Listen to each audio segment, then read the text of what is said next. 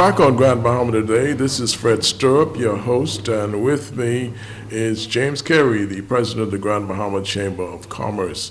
And James, you've been a part of an interesting dialogue, so to speak, recently between the Grand Bahama Port Authority and the government of the Bahamas. And I thought you and your colleagues in the chamber did something that was it was a great initiative. You invited the Prime Minister of the Bahamas, the Honorable Philip Brave Davis, to come and speak to the issue. And I thought that was one of the most compelling situations in the island in some time. It was well attended, and a lot of people gravitated towards it. A lot of people wanted to hear what the Prime Minister had to say. Of course, there were those who agreed with him and those who were against, but nevertheless, it was an important event. And I have to ask you, I thought that was a great initiative, but it's almost like one-sided. When are you going to invite somebody from the port in that same kind of atmosphere? Okay, well, first of all, it was great that the Prime Minister came and spoke to the Grand Bahama community, and the fact that he chose the Chamber of Commerce as the vehicle to host that, we felt very proud and pleased. He is the Prime Minister, and regardless, we are delighted that he was able to come and be with us. He had a lot of things to say, and he took us on a bit of a history lesson on what has transpired in Freeport over the many years. Down memory lane, so to speak. Yeah, down memory lane. And he was very definitive about the relationship with the Port Authority and some of what he wished to see. Well, my hope was that he would speak more to his vision for Freeport and Grand Bahama, ultimately what he saw down the road in terms of its development. He chose not to speak to that, I suppose, but I think while what he had to say was important and the business community was eager to hear him, I believe speaking to that vision would have been critically important to where Grand Bahama wants to be. We do have an invite out for the Port Authority, and it's just a matter. We thought we had a date arranged with them, but for various reasons that couldn't happen. But we do have an invite for the Port Authority to talk as well. It's not a rebuttal, but it's really to share their position and their views for Grand Bahama, and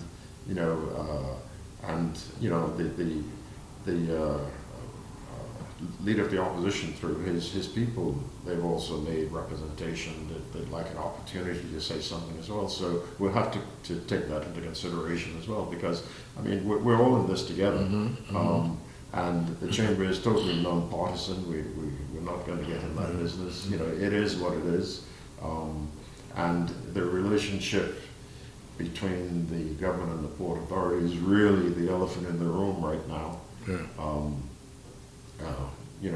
We can all wonder how it got to where it is, but the Chamber's position is very, very simple.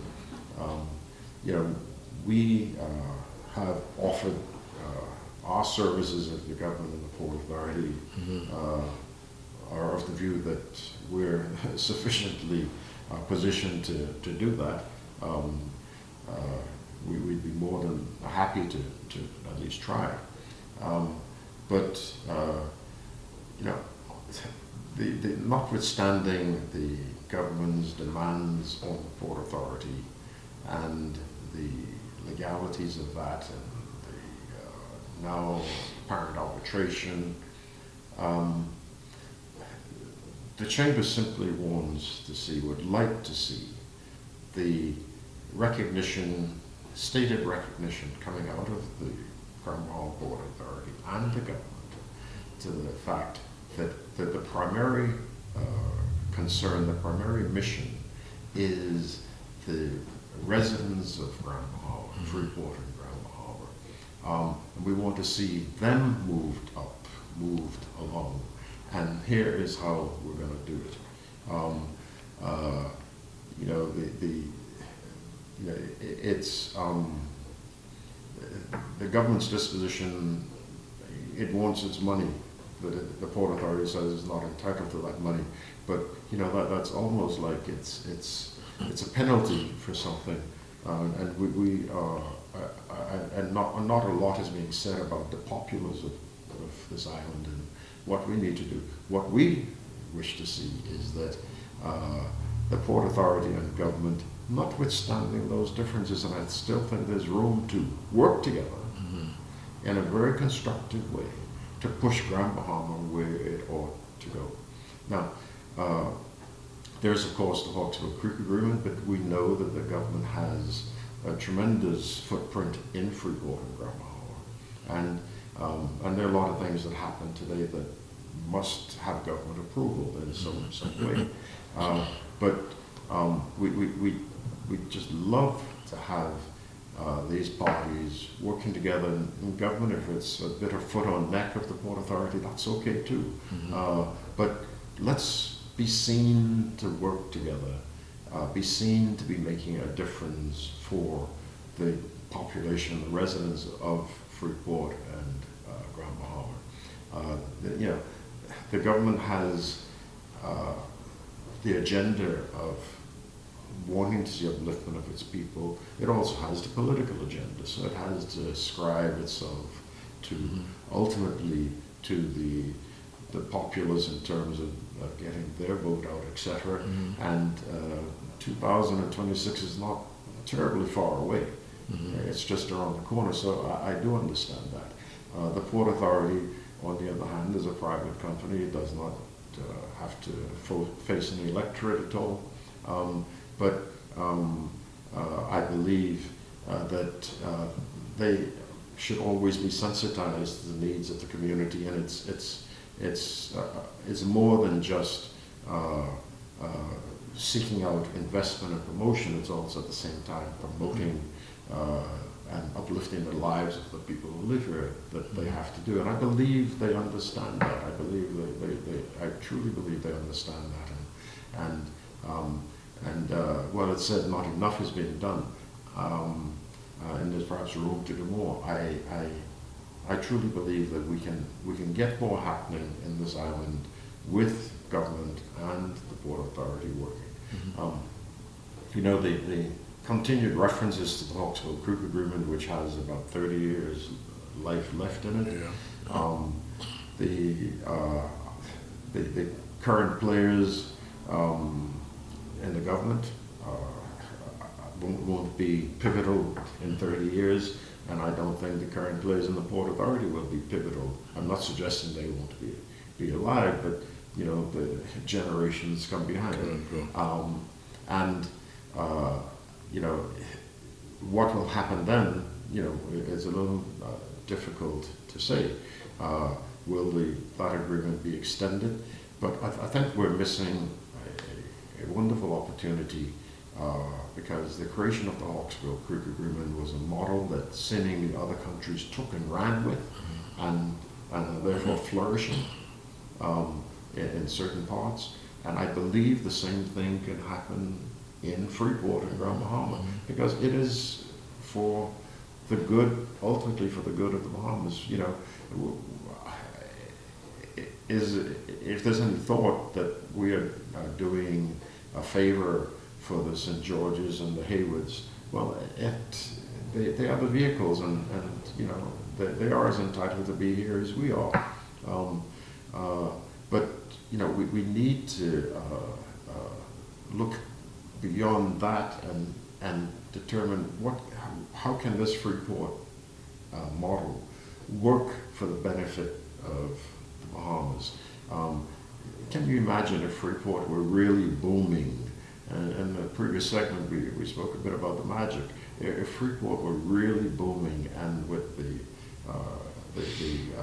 government fees and taxations, etc., how much better off would the government be in terms of its revenue um, uh, how much of a population we will have in Freeport and Grand Bahama, because a lot of economy is driven on the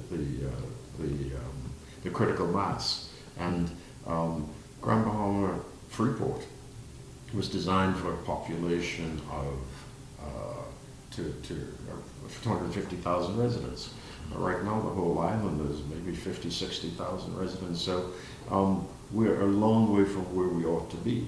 And we can fight about some of the disrepair that Freeport is experiencing, and some of the throwbacks have been, well, look at the parts of Grand Bahama that are not under the purview of the Port Authority, and what do you say about that? But I don't like to linger on those things. For me, I want to see things happen that will create opportunities, that will, for a lot of parents, cause their children to come back home after they've gone away and gotten further education. And as it stands, those opportunities are not here, and a lot has to be done to create that. So some imagination has to be put into this whole process to create more of that opportunity. And we talk a lot about the Grand Lucan Hotel, which is government-owned, operated, and being sold, not being sold. We talk about an airport. It's been over a year that certain things are supposed to happen, and now there's an announcement of demolition, etc. But we need a heck of a lot more than that. I mean, if those two things were to happen simultaneously, that is only a drop in the bucket to what Freeport and Grand Bahama needs. From a touristic standpoint, and I don't claim to be an expert, but we need another 4,000 rooms in Grand Bahama, in addition to those hotels that are not operating right now. We need to create this environment. I was down in Providenciales not too long ago, and I tried to follow them as best I could. But Provo itself seems to be booming. Every time I turn around, there's a hotel being built. And so what's happened to us?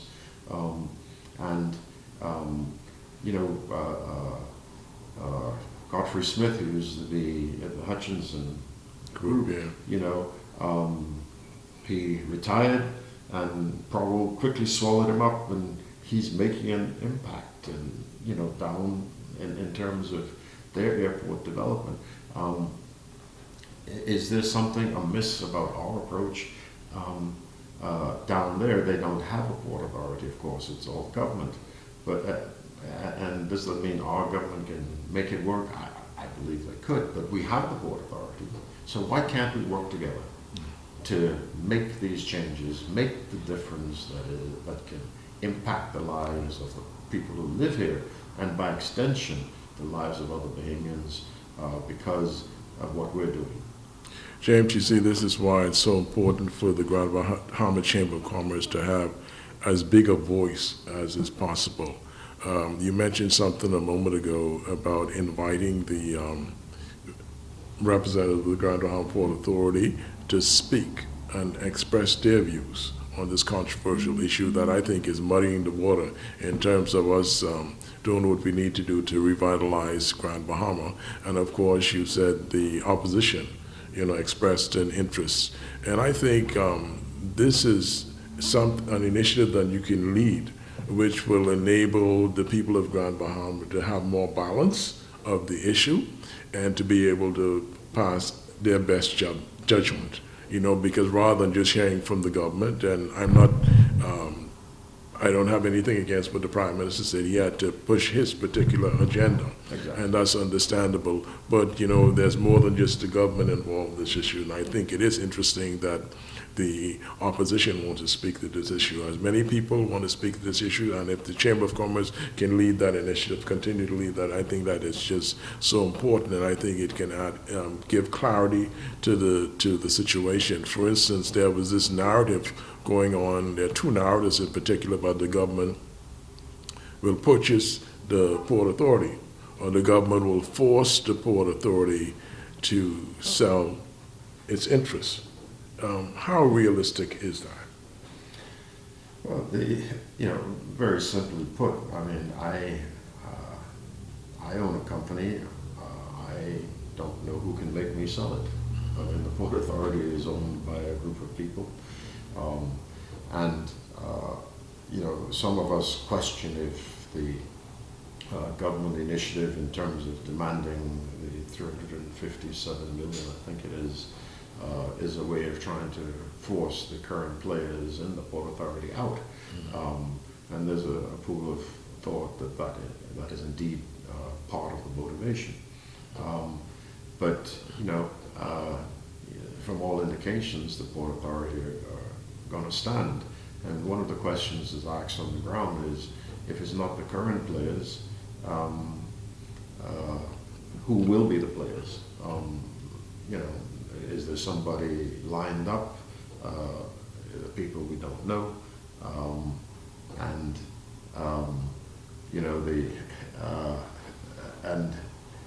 not to suggest anybody as the devil, but it's the devil in the details, and it's the devil sort of thing, which is not to be condescending or disrespectful to anyone, but and there's a large part of the community that says we know what we're dealing with, we know what we have. It may be not the best fit, but tell us what's going to happen, so that we can find some solace and some more belief in what you're doing and what your mission is, and I think that's where we need to head in terms of bringing some satisfaction. There's also, ultimately, when the Port Authority, the Hawksbill Creek Agreement ceases to exist, and the Freeport is just like the rest of the Bahamas, I don't think a lot of us appreciate some of the changes that will take place in Freeport, but that's just how it is. I mean, we have the experience with government agencies now in Freeport, which sometimes are not as efficient as situations might demand, and that's not all of them, of course, but we have to look at these things and see what to expect in time, and those of us who live here, we need to take advantage of what the current situation is, to get our homes, to get our businesses going, etc., etc., and just be ready for the eventuality when it comes. We speak about license fees to the Port Authority, but the license fees that we pay to the Port Authority is small compared to what some of the businesses are paying in Nassau, particularly. So there are advantages here. In my first year as Chamber President, I said that the Port Authority should take its show on the road to Nassau. We're always looking for foreign investment, and encouraging locals to invest. But I believe some of the boys in Nassau have a few dollars. And if they were to fully appreciate what is available under the terms of the Hawksbill Creek Agreement, will they be prepared to cause some investment to take place in Grand Bahama to help us with that critical mass that we so need? In many ways, Freeport is still a bit of a pioneer town. It hasn't reached its full potential, and although it's in its 70th year almost, it still needs this breath of fresh air. It needs the life, some new breath breathed into it. That's going to make this the big difference, and I think it can be made, and I think it's going to be very impactful. Yeah. This is Grand Bahama Today. I'm your host, Fred Stirrup, and I've been talking with Mr. James Carey. He's the president of the Grand Bahama Chamber of Commerce. When we come back after the break, in our closing segment, we'll talk about portions of the recent Prime Minister's presentation during the budget debate. We'll be back after this break. We're back on Grand Bahama Today, and I'm happy to have with me Anika Johnson. She will be presenting the Grand Bahama Chamber of Commerce calendar of events. Anika. Thank you so much, Fred. The Grand Bahama Chamber of Commerce is happy to announce its newest members: On Point Design, Pristine Pressure Wash and Building Maintenance, Moose Backhoe Services, Ashes Beauty Loft, Elnet Maritime Marine Limited, Oakwood Law Chambers, and the Grand Bahama Resilience Center. Grand Bahama, what to do, what to do. Here's a list of calendar events for the month of July. On July 18th, join the Ministry of Tourism's Gombe Summer Festival at Tino Beach at 6 p.m. On July 20th, join the Rotary Club of Lucaya for their 54th installation ceremony of President Lawana Stewart and her board at Pelican Bay Hotel, 7:30 p.m., and tickets are $75. The Grand Bahama Chamber of Commerce invites you to our monthly business meeting, which is held at Pelican Bay and will be held on July 24th at 12:30 p.m. And again, Gombe time again, July 25th at Tino Beach, 6 p.m. start. And last but not least, save the date. The Grand Bahama Port Authority, in partnership with the Grand Bahama Chamber of Commerce, is pleased to announce its grant writing workshop. Save the date, and we look forward to having you. Enjoy Grand Bahama. Thank you, Anika. She does such a wonderful job for the Grand Bahama Chamber of Commerce. Thank you so much. Thank you, Fred.